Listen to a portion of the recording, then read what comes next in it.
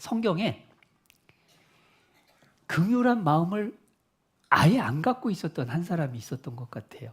그게 요나 선지자입니다. 요나는요, 하나님 말씀을 잘 알아요.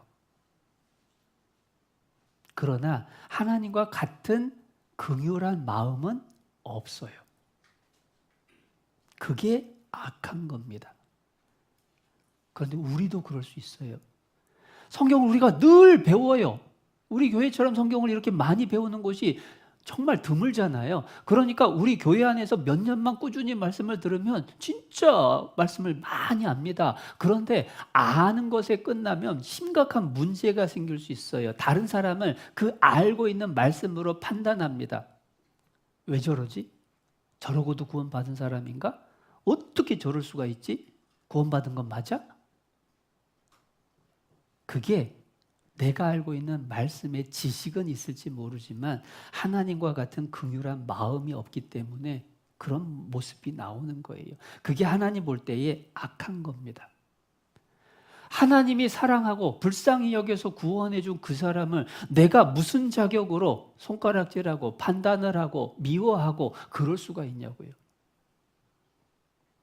그래서 본문 말씀에 그런 악독을 버리고 노함과 분냄과 떠드는 것과 회방과 버리고 악을 버리고 서로 인자하게 하며 불쌍히 여기며. 그런데 도대체 누구를 불쌍히 여겨야 될까? 당연히 첫 번째는 구원받지 못한 영혼을 불쌍히 여기는 게 필요합니다. 그래서 우리가 이 땅에 살고 있는 거예요. 전도를 위해서 하나님이 살게 기회를 주신 겁니다. 실제로 그거는 또 전도하다가 그걸 잘 해요. 전도를 위해서. 저 영혼 지옥 가면 안 되니까, 우리 아버지 지옥 가면 안 되니까, 우리 아들 지옥 가면 안 되니까, 그러니까 싫은 소리 해도 참고, 핍박을 받아도 참고, 오해를 받아도 참고, 오히려 잘해주려고 애쓰고 인자하게 하고 그거 잘 하잖아요. 그러한 모습이 전도에만 나타나는 것으로 끝나면 안 된다라고 하는 거예요. 일상생활 속에서 교제 가운데서도 서로 불쌍히 여기며 인자하게 여기는 태도가 나와야 됩니다. 누군가를 불쌍히 여기면 그 사람이 하는 못된 행동이 문제가 안 될 수 있어요. 그 불쌍히 여겨야 될 대상이 구원받은 사람을 향해서도 불쌍히 여겨야 돼요. 에베소서는 교회 안에 주신 편지입니다. 구원받은 사람들끼리 서로 불쌍히 여기며 서로 인자하게 하고 서로. 구원받은 사람이 누구예요? 옆에 있는 사람? 옆에 있는 사람한테는 사실 인자할 겁니다. 왜냐하면 그래도 친한 사람끼리 앉았어요. 누구한테 인자하게 해야 되고 누구를 불쌍히 여겨야 되느냐? 누가 눈에 띄면 그 자리가 싫어. 그래가지고 안 보이는 자리에 앉아있는, 내가 마음속에서 보기 싫어하는 그 형제 자매를 불쌍히 여겨야 된다. 인자하게 대해야 된다. 지금 그 말씀하고 계신 겁니다. 교회에 와서 다 반갑고 다 좋아야 되는데 아닌 경우들이 자꾸만 생긴다는 겁니다. 그 사람을 불쌍히 여기라, 이 말씀해 주시는 거예요.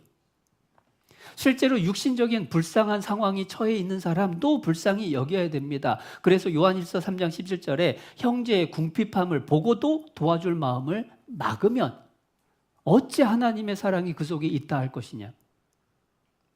구원받은 형제자매님들은 가족입니다. 실제 물질적으로 육신적으로 어려움에 처해 있으면 도우려고 해야 되는 게 당연한 거죠. 그건 당연한 거고, 실은 왜 내 마음에 안 들고 나를 상처를 주고 불편한 형제 자매를 향해서 불쌍히 여겨야 되느냐? 베드로전서 5장 8절 근신하라 깨어라 너희 대적 마귀가 우는 사자같이 두루다니며 삼킬 자를 찾나니. 마귀가 끊임없이 그리스도인들 공격하죠. 9절이 중요합니다. 너희는 믿음을 굳게 하여 저를 대적하라. 마귀를 대적하라. 그 다음에 이는 세상에 있는 너희 형제들도 동일한 고난을 당하는 줄을 알미니라. 동일하게 마귀와의 싸움을 싸우고 있는 줄을 알미니라. 구원받은 사람은 영적인 전쟁을 하는 군사입니다. 마귀와 싸우고 세상과 싸우고 자기 자신과 싸우고. 그런데 셋 다 어려워요. 내가 싸워보니까 힘든다는 거 압니다. 그런데 그 싸움을 내 옆에 있는 형제 자매들, 내가 보기 싫어하는 형제 자매들도 같이 싸우고 있는 거예요. 그 얘기는 같은 편이다 그겁니다. 전쟁을 하는데요. 어제 나하고 말다툼을 했던 그 군인이 총을 맞았어요. 어떻게 해야 돼요? 천벌받았군. 내가 그럴 줄 알았지. 이렇게 해요? 어제 말다툼했던 그 상대방이라고 할지라도 총알 맞은 그 군인, 아군이니까 적들과 함께 싸워야 되니까 그 아군을 끌고 의무실로 의무병을 향해서 끌고 가는 거예요. 업고 가는 겁니다. 왜요? 살려야 되니까. 같은 편이니까. 그러니까 불쌍히 여기는 거예요. 구원받은 모든 사람은 주님 편입니다. 마귀와 싸워야 됩니다. 그러니까 내가 이해해주고 내가 불쌍히 여겨주지 않으면 그러면 안 된다라는 거예요. 그리고 그 형제 자매들 불쌍히 여기는 것 가운데에서 보기 싫은 사람뿐만 아니라 또 불쌍히 여겨야 될 사람이 누구냐? 교회 앞에서 일하는 형제 자매들을 불쌍히 여겨야 됩니다. 이게 무슨 얘기인가 또 싶은 표정인데 디모데전서 1장 2절 믿음 안에서 참 아들 된 디모데에게 편지하노니 하나님 아버지와 그리스도 예수 우리 주께로부터 은혜와 긍휼과 평강이 내게 있을지어다. 근데 이상한 게 있어요. 디모데전서에서 바로 앞에 가면 데살로니가 후서가 나옵니다. 데살로니가 후서 1장 2절 하나님 아버지와 주 예수 그리스도로부터 은혜와 평강이 너희에게 있을지어다. 뭐가 다르죠? 뭐가 빠졌죠? 긍휼이 빠졌어요. 신기한 건 뭐냐면 에베소서, 빌립보서, 골로새서, 데살로니가 전후서 다 읽어봐도 은혜와 긍휼, 은혜와 평강 하는데 유독 디모데 전후서에 가면 은혜와 긍휼과 평강입니다. 긍휼이 들어갔어요. 왜 하필이면 디모데에게 보낸 편지에 긍휼이 들어갔을까요? 디모데는 젊은 목사였습니다. 앞에서 교회 일을 하는 사람이었죠. 그것도 젊은 나이에 하고 있었습니다.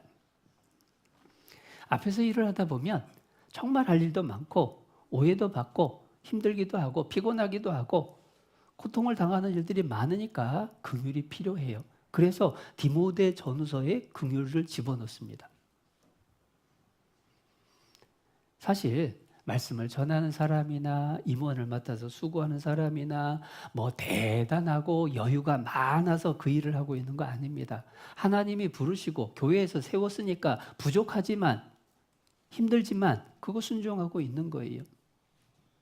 그렇다라고 한다면 불쌍히 여기고 도와줘야 되는데 그렇지 않은 경우들이 많기 때문에 사도 바울이 디모데를 향해서 편지하면서 긍휼을 기도를 해준 거예요.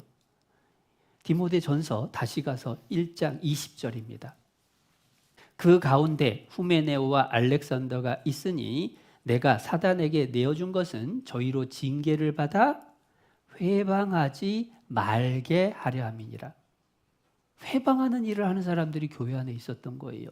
디모데가 목회를 하는데 주님 일을 하는데 회방하는 사람들이 오히려 있었다는 겁니다. 그러니까 얼마나 디모데가 안타깝고 힘들었을까, 마음이 괴로웠을까. 그래서 사도 바울이 디모데를 향해서 긍휼을 기도를 해준 겁니다. 보면요, 앞에서 일하는 사람들을 향해서 이상한 생각을 갖는 경우가 종종 있어요. 지가 뭐라고, 아유, 어떻게 저렇게 한대? 라고 하는 생각, 그게 악독입니다. 아니 이거 이렇게 하면 되는 거 아니야? 왜 이렇게 해? 이게 분을 내는 거죠. 또한 다른 사람에게 누구는 왜 저러나 몰라 라고 얘기를 합니다. 그게 회방이죠. 그것을 버리라고 하셨어요. 그리고 불쌍히 여기라는 겁니다. 바쁘고 힘들 텐데 애쓰네 라고 말해주면 그게 불쌍히 여기고 인자하게 대하는 거죠. 아이고 하루 사람 끌어서 일하려면 오죽 힘들까. 아이고, 나라도 좀 도와줘야지.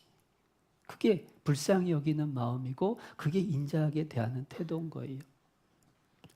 디모데는 그 어려움들이 더 컸어요. 왜냐? 어렸으니까. 디모데전서 4장 12절입니다. 누구든지 내 연소함을 업신여기지 못하게 하고. 이 말씀을 왜 하셨냐고요? 업신여기는 사람이 있으니까 업신여기지 못하게 하고 라고 당부한 거예요. 어리다라고 해서 아이고 나이도 어린 것이 이런 생각을 갖고 대하는 사람들이 있었던 겁니다. 어린 디모데가 목회를 하는데 세상 경험도 지식도 부족할 수 있습니다. 그렇다면 경험 많은 사람이 어떻게 해야 돼요? 아유, 얼마나 힘들까? 도와줘야지. 그게 불쌍히 여기고 그게 인자하게 대하는 모습인 거예요. 임원들 간증 듣다 보면 그런 일들이 있습니다. 어떤 형제 자매에게 전화하면 전화하기 전부터 마음이 좋아요. 왜냐하면 그 형제 자매한테 전화를 하면은 반갑게 받아주고 그리고 위로해주고 뭔 얘기를 하든지 도와주려고 애쓰고 그런 거를 아니까요. 그런 형제 자매한테 전화할 때는 마음 편안하게 기쁜 마음으로 전화를 합니다. 그런데 전화하기 걱정되는 사람이 있다는 거예요. 전화하려면 몇 번을 하려다 말려다 고민을 하다가 전화를 한 사람이 있는 겁니다. 왜냐하면 전화를 하면 왜 전화했냐고 하고 왜 그딴 식으로 하냐고, 아니 바쁜 거 모르냐고, 이런 식으로 나오면 전화를 하고 싶겠냐고요. 우리가 앞에서 일하는 사람들을 불쌍히 여기고 인자하게 대하는 걸 배워야 돼요.